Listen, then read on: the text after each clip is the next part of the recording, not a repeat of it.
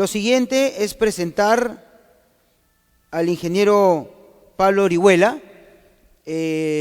Bueno, el ingeniero Pablo es ingeniero civil, es profesor de acá de la casa. Él tiene un magíster en dirección de empresas constructoras, tiene posgrados en Madrid, en Tokio y en Japón, es gerente general de la empresa Motiva, es profesor del MDI, tiene un montón de premios, pueden ver sus hojas ahí. En realidad, Pablo tiene un currículum bastante extenso y sobre todo conoce bastante el tema Lean Construction. Bueno, les doy paso a Pablo para que pueda conversar con ustedes y contarles un poco más de lo que les tiene preparado. ¿Esta es la presentación? Sí. ¿Está lanzada la presentación? Sí.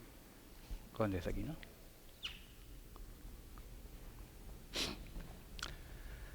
Bien, buenos días. En esta sesión tengo el encargo de hacer un breve resumen de lo que se tocó ayer y algunos conceptos que se van a tocar el día de hoy respecto a la gestión de la producción aplicando la filosofía Lean Construction. ¿Qué vamos a tocar? Disponemos de unos, me dijeron, 45 50 minutos. Vamos a tocar una revisión rápida de los siguientes conceptos.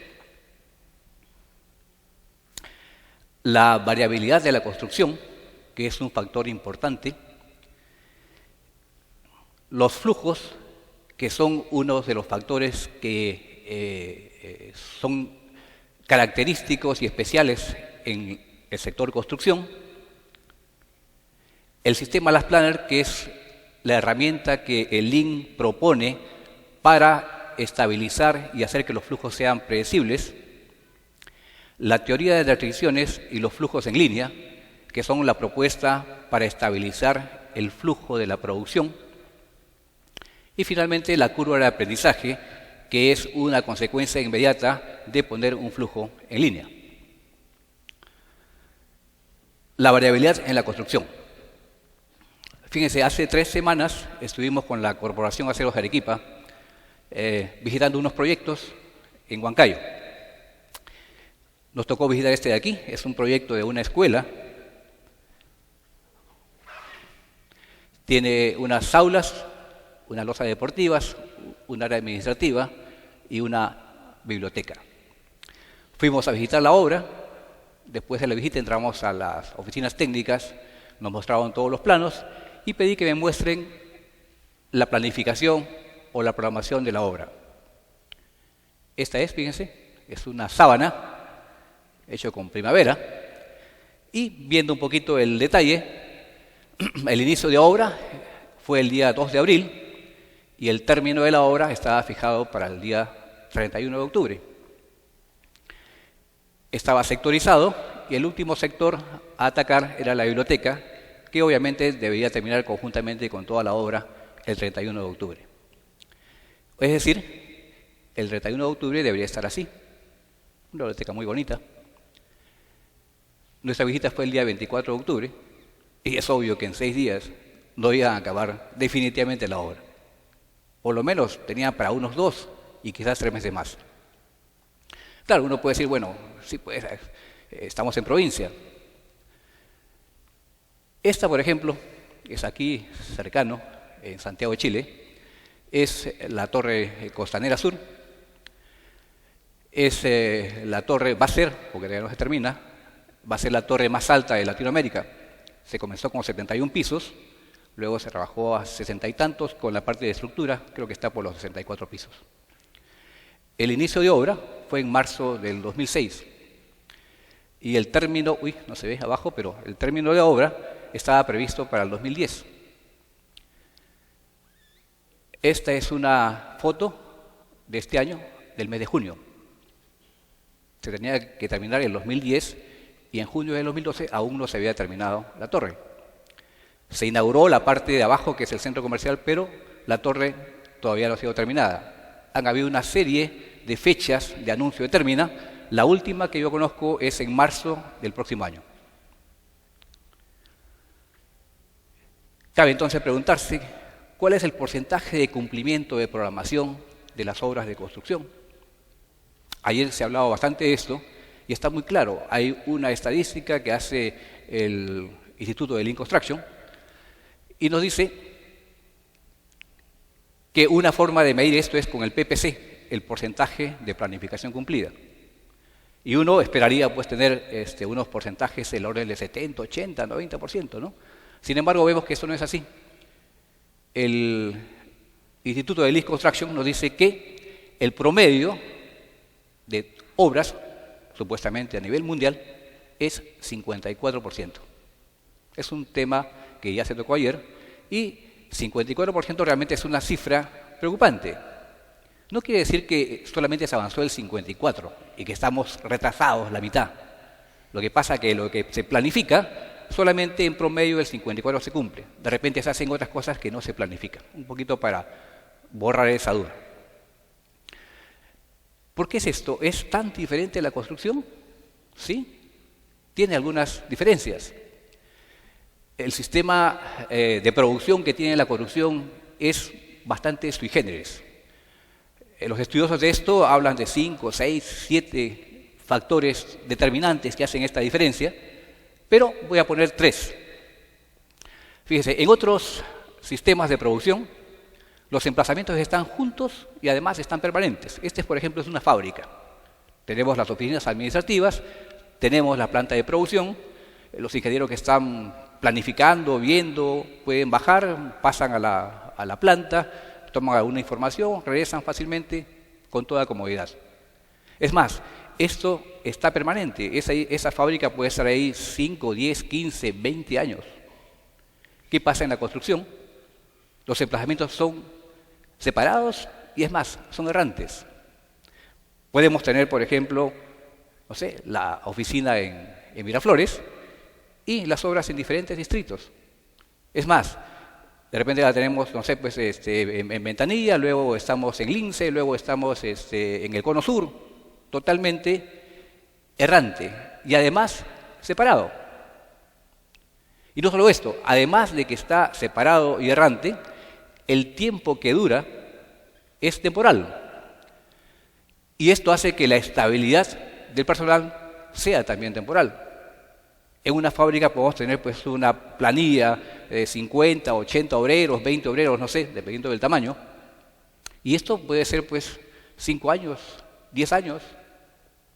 Yo tenía un tío que trabajó en una fábrica y que me acuerdo que cuando estaba chiquito fue muy contento a la casa llevando un plato de plata en que le decían: usted ha cumplido 30 años de la fábrica. ¿En la obra cómo es? Nada que ver, ¿no? La obra es totalmente temporal. Es más, dentro de ese pequeño periodo de plazo en que hacemos un proyecto, una obra, la forma es una campana. Comenzamos con poca gente, hay un pico y luego va bajando. Más aún, ni siquiera dentro de este periodo es estable. La gente de casco, ¿no?, muere por acá y acá comienza la gente de acabados. Tremenda temporalidad.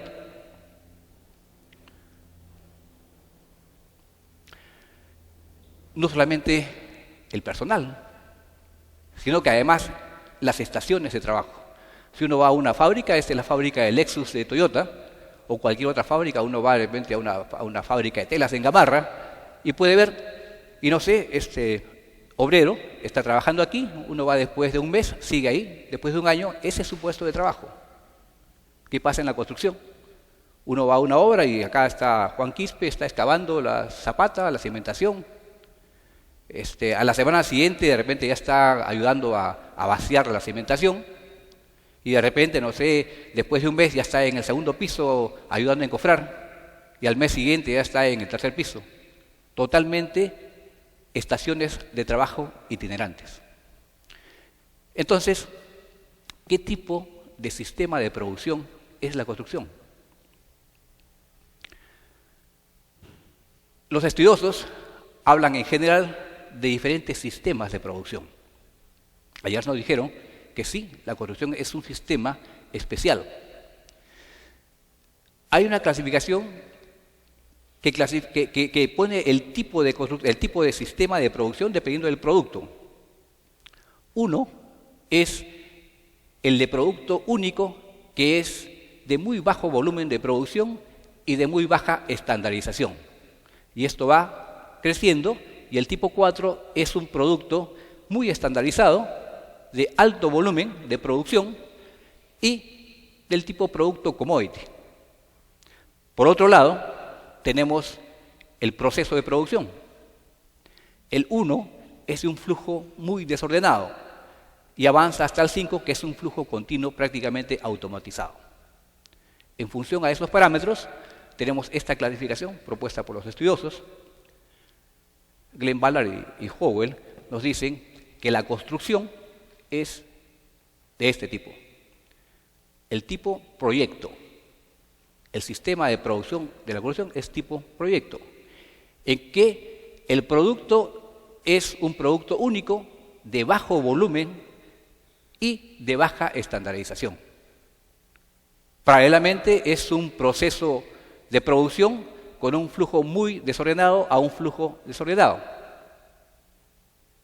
Entonces tenemos que tener claramente a dónde estamos.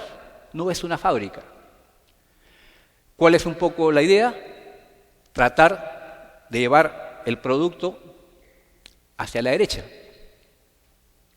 Esto se logra mucho con el equipo de proyectistas, con el arquitecto, con los estructurales, haciendo productos que generen valor al cliente y que además tengan constructabilidad, que sean fáciles de construir. Y por otro lado, mejorando los procesos. Y vemos que el proceso depende mucho del flujo. Flujo, flujo, flujo, flujo, flujo. El flujo es súper importante. Entonces, ¿cómo son los flujos en la construcción? Vamos a suponer un edificio con un sistema aporticado, tenemos las cimentaciones. Este es el flujo de la estructura. Una vez que desapuntalamos, esto es el flujo de los hilos rasos. Luego ponemos la tabiquería. Si es tabiquería convencional, luego estos serán los flujos de las columnetas. Luego, antes de tarrajear, tenemos que hacer las instalaciones y estos serán los flujos de las instalaciones. Y luego vienen lo que son los tarrajeos. En grandes hitos, esto es un casco tarrajeado de un sistema porticado. Para el ejemplo, una cosa sencillita. Vamos a parar ahí. Si todos estos flujos fueran con los que se ven, totalmente continuos, totalmente estables, predecibles, entonces podemos trabajar este tipo de planificación, que es el tipo de planificación convencional, donde yo, digamos, veo esa sábana que hemos visto al comienzo de la fotografía, y si mi obra tiene 420 días, yo antes de comenzar la obra sé que el día 327 voy a estar haciendo esto de aquí. Ayer también se comentó, la gente de Lean dice, lo que es cierto esto es que así la obra no se va a hacer. Es un dicho bastante conocido. Así no se va a hacer. ¿Por qué esta crítica? Si vemos este tipo de programación, vemos que tenemos la tarea y la tarea previa. En este tipo de programación estamos viendo que para que una tarea se cumpla es necesario sencillamente cumplir la tarea previa o la tarea anterior. Vamos a ver cuál es la realidad y qué es lo que Lean propone y lo que Lean cuestiona. Vamos nuevamente con el flujo que pusimos en el ejemplo. Tenemos la cimentación, tenemos los verticales, hacemos nuestro apuntalamiento, colocamos nuestros encofrados, ponemos, en el caso de que sea losa aligerada, nuestros ladrillos, y de repente las viguetas no llegaron. El flujo se interrumpe. ¿Cuál es la razón? Faltaron los materiales. Por diversos motivos. Supongamos que al día siguiente llegan las viguetas, continuamos, hacemos nuestro vaciado, vienen los verticales del segundo piso, igualmente encoframos, ponemos nuestros ladrillos, ahora sí se toman las precauciones para que lleguen las viguetas, y de repente llegamos a la obra y vemos que la gente está parada. Pregunto, ¿no? ¿Qué pasa? No, ingeniero, lo que pasa es que no llega pues la bomba. Eso es típico, ¿no? Y de repente el que sí llega es el serenazo, ¿no? Y nos dice, por si acaso, son las 4 de la tarde, y ojo que tienen solamente las 5:30 para trabajar. Es bien probable que tengamos que postergar el vaciado para el día siguiente. Y esto, otra vez, interrumpe el flujo. ¿Ahora por qué? Por equipo. Supongamos que superamos esto, continuamos. Los verticales, los horizontales, y como estamos en el último piso, de repente, no sé, hay un cambio de la parte estructural y hay una menor cuantía de acero. Pero de repente en los planos no se nos especificó cómo es la transición. Antes había, no sé, por placa 10 fierros de 1 pulgada, ahora hay 6 fierros de 3/4, pero no se especifica cómo es la transición. Cosas típicas que pasan, ¿no? Y de repente el plano estructural, con la consulta, con un RFI que se mandó, no llega. Entonces, nuevamente, el flujo se interrumpe. ¿Y ahora por qué? Por falta de información. Bien, al día siguiente llegaron los planos, continuamos, hacemos el último vaciado, comenzamos con el tarrajeo, la tabiquería, el tarrajeo, la tabiquería, el tarrajeo, la tabiquería, ahí se quedó. ¿Qué pasó? Preguntamos y nos dijeron, ¿sabes qué? Como habíamos acabado el último piso, bajamos todo el encofrado, los andamios, los puntales, estaba el agregado en la parte de adelante, es más, llegó el fierro el día anterior, vino el camión y sencillamente no pudo descargar el ladrillo. Típico, ¿no? Entonces, nuevamente el flujo se interrumpe. ¿Y ahora por qué? Por falta. No funciona bien esta cosa. ¿A dónde tengo que apuntar? Por falta de espacio. Recurso importantísimo, el espacio, sobre todo en las obras pequeñas. Tenemos obras que están dentro del casco urbano, en un terreno, el espacio es el recurso más apreciado, sobre todo cuando tenemos sótanos, no hay dónde poner nada, ¿no? Bien, al día siguiente se devolvió los encofrados, los puntales, que vino el ingeniero y bueno, levantó a todo el mundo. Continuamos, y bueno, acá continuamos con las columnetas, y de repente hay un grupo de columnetas que no se pudo encofrar. ¿Qué pasó? ¿Cuál es el problema? Dijeron, no, lo que pasa es que la cuadrilla de encofradores, de esa cuadrilla, 2 han faltado. Si es lunes ya sabemos, de repente el domingo se pasaron de tragos y ya no pudieron venir 2 personas. Como no había la cuadrilla completa, no se hizo el volumen requerido y nuevamente el flujo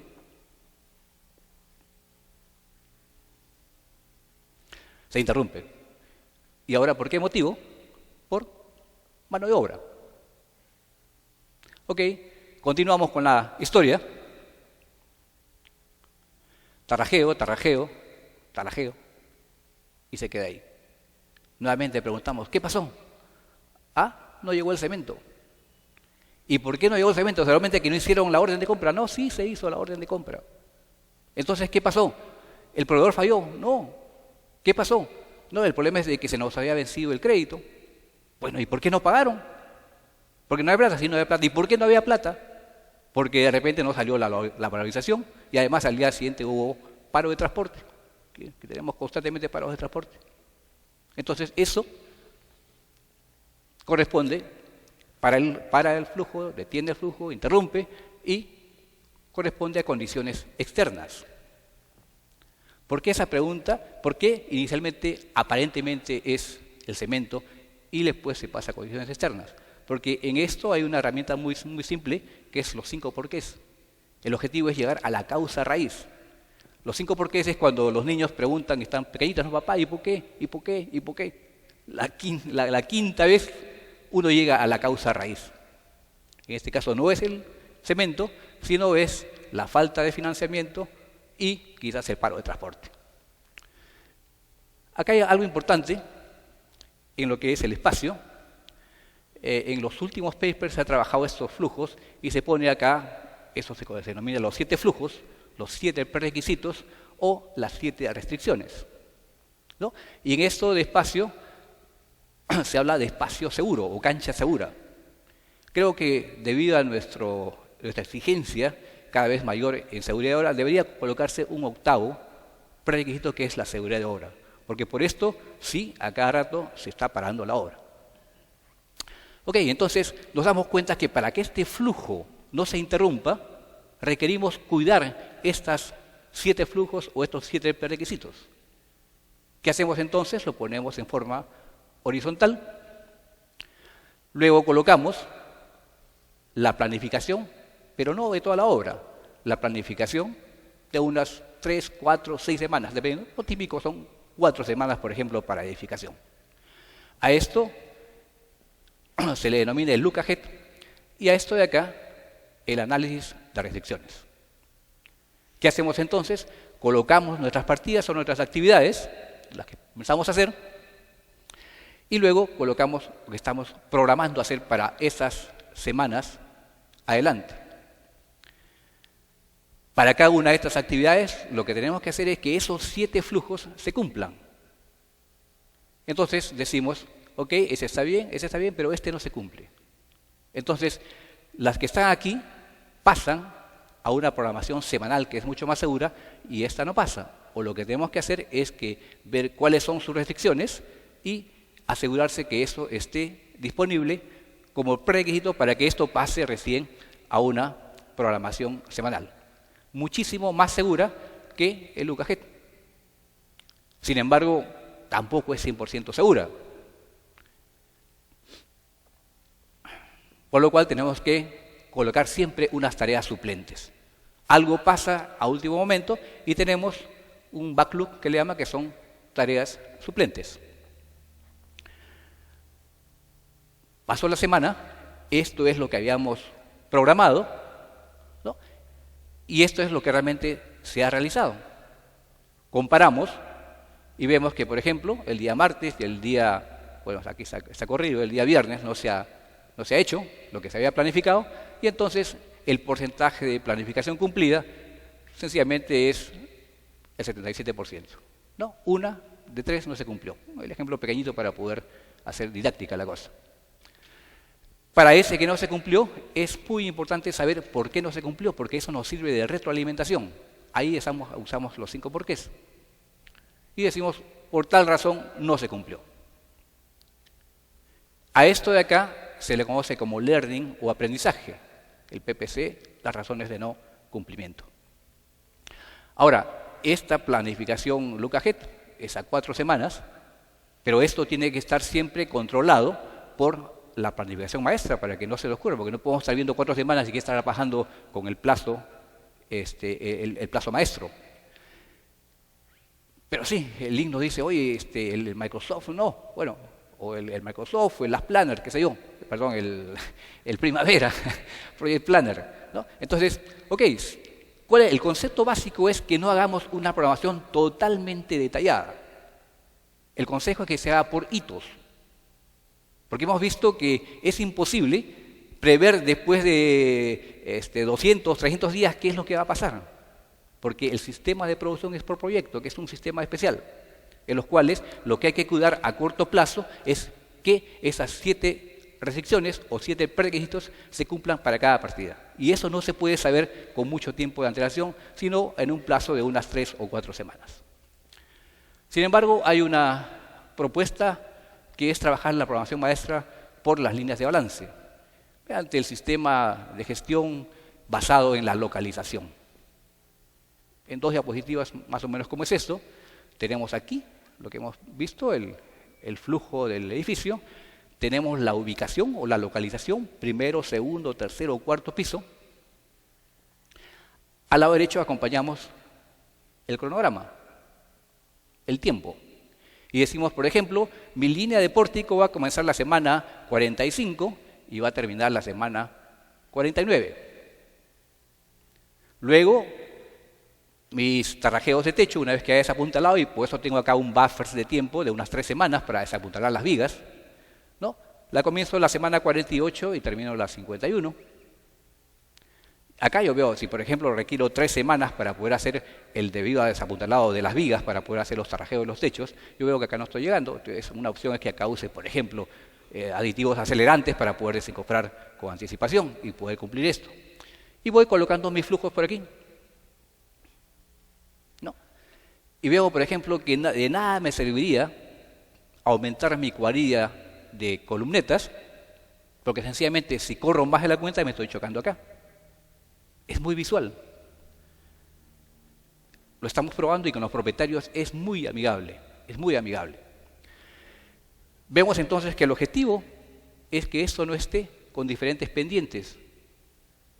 Y estas líneas de balance nos dicen que debemos tratar de alinear cada una de estas pendientes de tal manera que tratemos a través del look ahead llevar siempre este tipo de pendientes. Hay una serie de herramientas que nos ponen una estrella cuando estamos desfasándonos de estas velocidades. Esto es, por ejemplo, una programación maestra con líneas de balance muy sencillita para un edificio acá en Magdalena. Esta es una foto de ayer y ahí estamos fácilmente, muy amigablemente se puede ver cómo va la programación, ¿no? Esto acompañado de un look ahead, una programación semanal, da muy buenos resultados. Entonces, el sistema Las Planner nos dice esto: hagan una programación maestra por hitos, saquen una ventana, esa ventana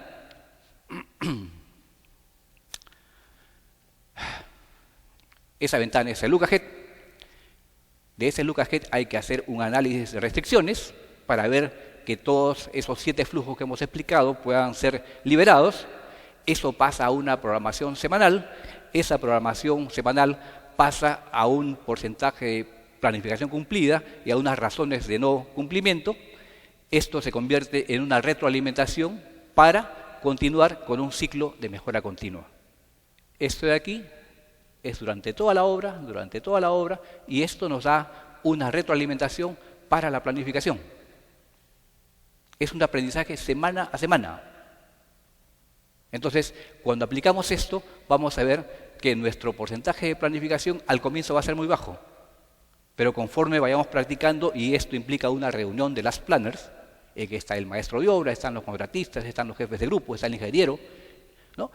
Esto va a ser una retroalimentación y va a permitir un trabajo en equipo.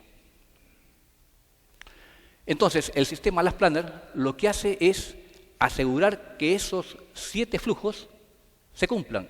Y podemos decir que lo que asegura que es que estos 7 caños no se corten.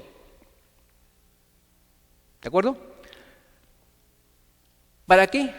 Para que con estos 7 caños bien alimentados se genere un flujo estable de la producción.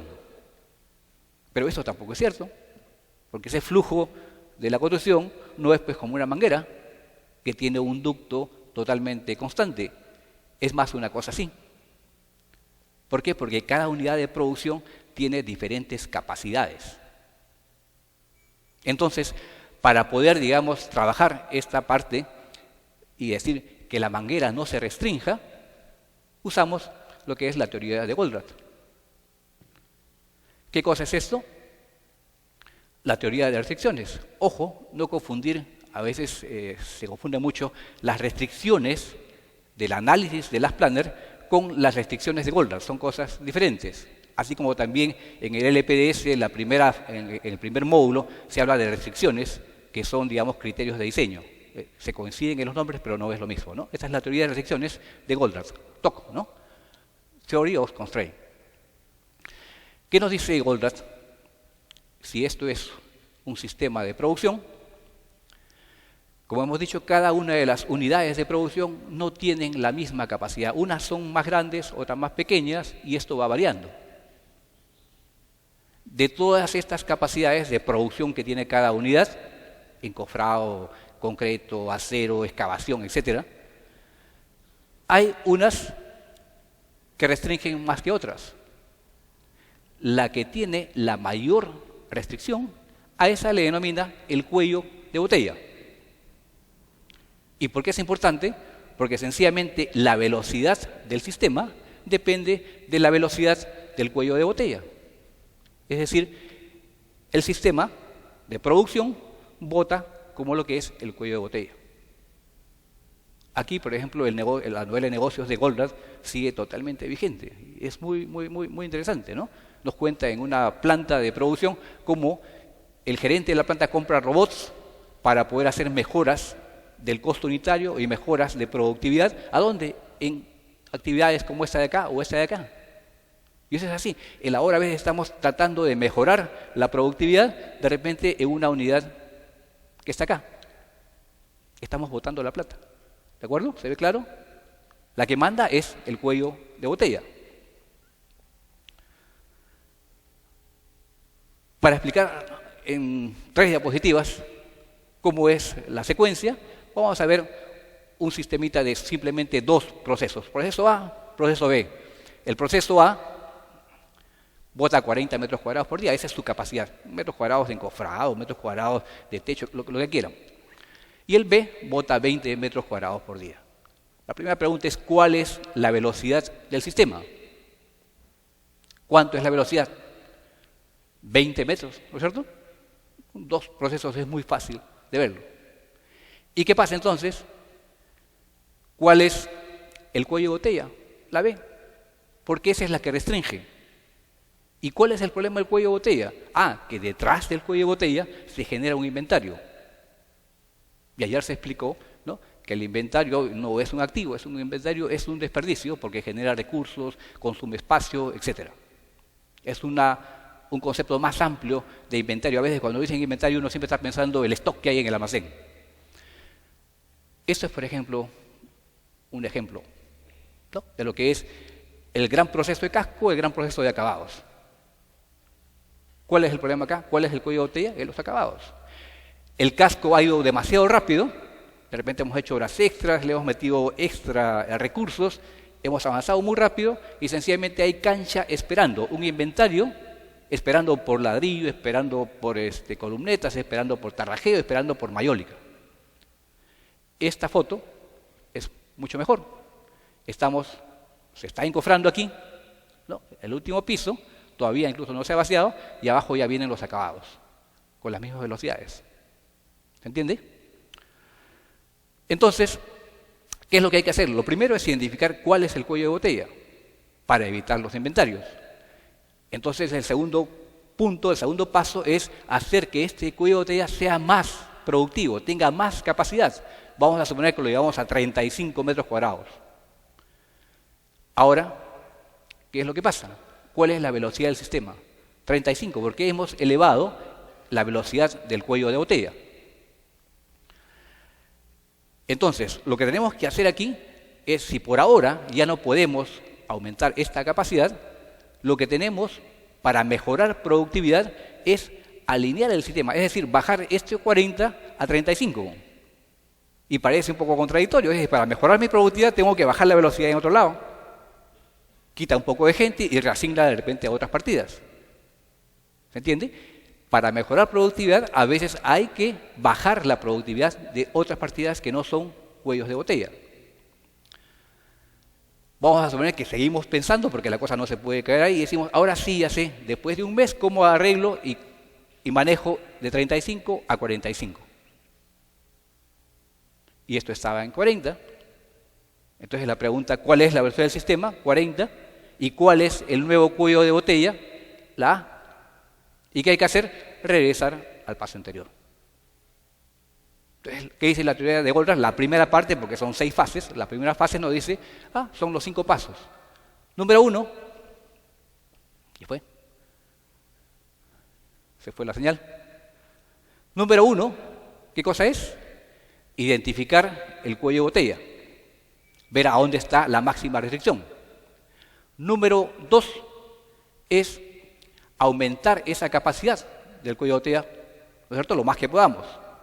Número 3 es alinear o nivelar el sistema de producción a ese cuello de botella. Número 4 es tratar de elevar esa restricción. Y número 5, sencillamente regresar al paso 1.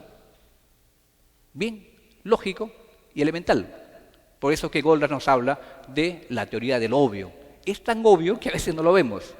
Claro, con 2 partiditas se ve bien fácil, pero cuando hay una serie de partidas es un poquito más complicado verlo, pero no es nada difícil si nos fijamos el concepto de que lo que hay que hacer para mejorar la línea de producción, que es lo que Goldrat llama la producción global, ¿no? Lo que tenemos que hacer es fijarnos en la producción local. ¿Cuál es el cuello de botella? Explotarlo y luego con eso mejoramos toda la línea de producción. ¿Sale acá, pero no ya? ¿Se arregló el problema?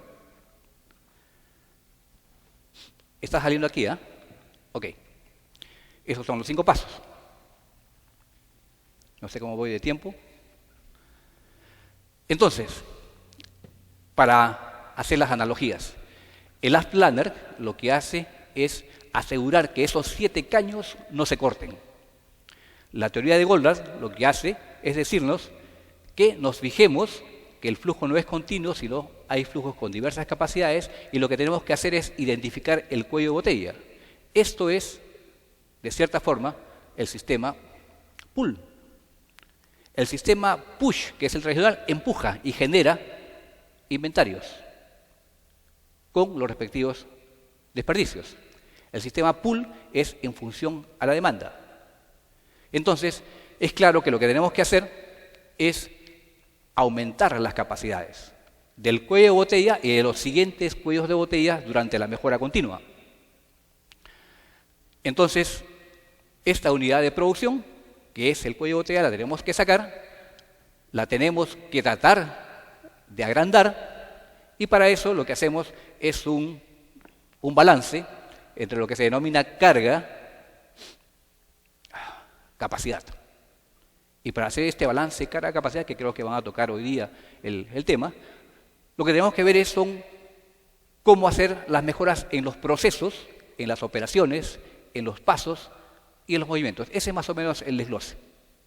Un proceso está compuesto de operaciones, unas operaciones están compuestas de pasos y unos pasos están compuestos de movimientos, ¿no? Y hay diferentes herramientas para poder, digamos, mejorar las cargas-capacidades. Las cartas de balance, que creo que van a explicar ahora y también se han explicado el día de ayer, los análisis de tiempos, los análisis de movimientos, los niveles de actividad, y a todo esto se le conoce como los Field Run Studies, que son los estudios de arranque de ejecución.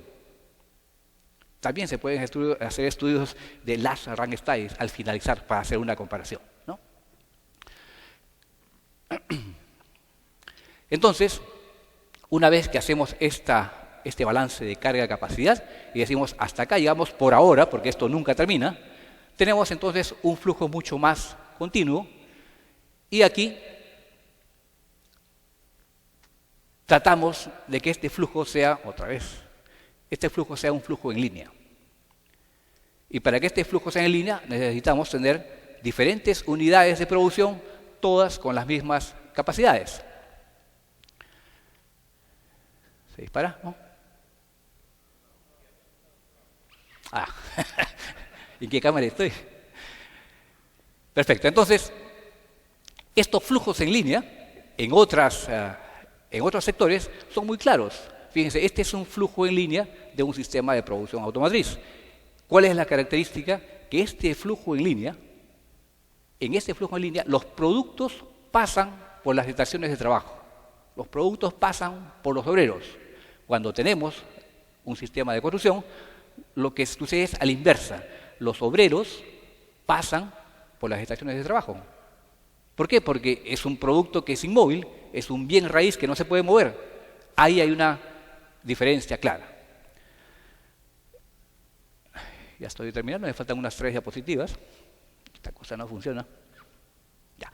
Este es un proyecto en Puente Piedra que se hizo con el grupo de ICSA y teníamos unas casitas, se hizo el Lean Design, la primera parte de optimización de los diseños a través de la constructabilidad, para que esto sea, digamos, lo más estandarizado posible. De las 350 cajas solamente habían 8 o 9 que eran en esquina, que tenían una pequeña diferencia, y es muy fácil aquí hacer una línea de producción, un flujo en línea, ¿no? Se hizo diferentes alternativas, se escogió 8 lotes de producción. A veces hablamos de trenes de trabajo, actividades en tren. Creo que una mejor descripción es programación en ritmo. Esto, por ejemplo, es un ritmo de 8×1. De todos los lotes cojo 8 y voy avanzando como un tren, ¿no? Aquí hay, digamos, terreno limpio y aquí el octavo lote sale la caja terminada, es un tren, ¿no? Y en cada uno de los lotes existe una cuadrilla que se especializa. Esto nos da una tremenda ventaja, que es la curva de aprendizaje. ¿Por qué? Porque la gente todos los días está haciendo lo mismo. ¿Qué es la curva de aprendizaje? Es la mejora de productividad por la repetición de las tareas. Cuando más estándar es la tarea, mejor es la curva de aprendizaje.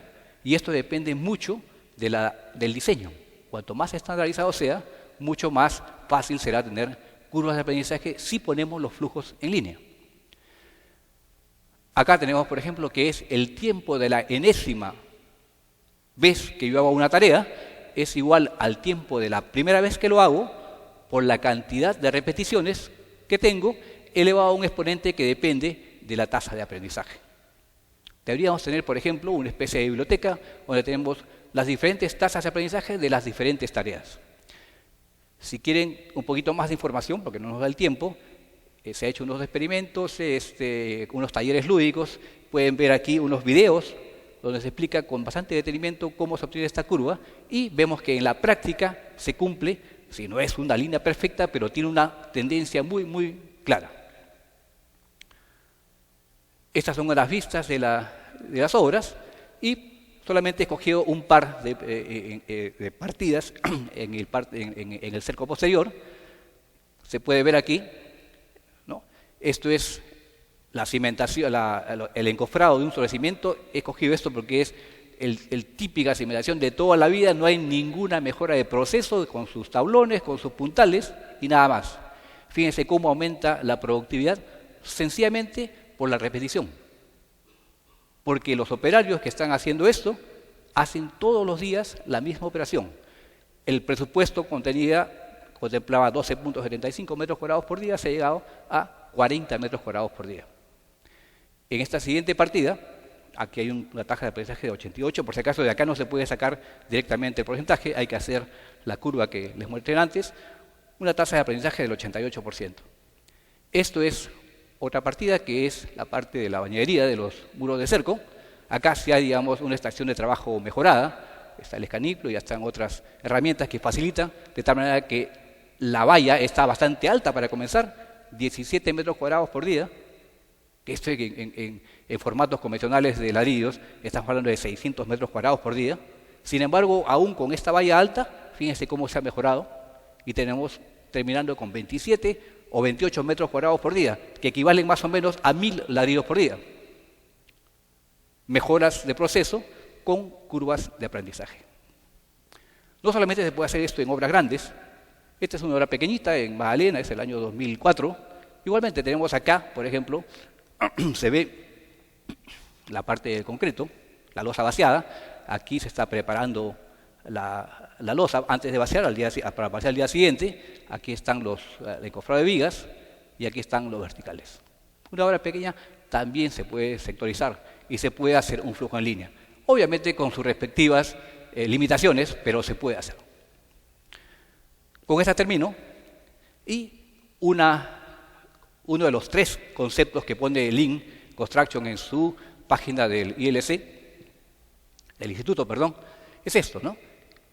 Que la empresa debe ser una empresa colectiva en que todos ganen. Es la filosofía que se habló ayer del win-to-win, en los cuales vemos que la aplicación de la filosofía Lean genera beneficios para todos. Ahora sí estoy en el tiempo. Muchas gracias.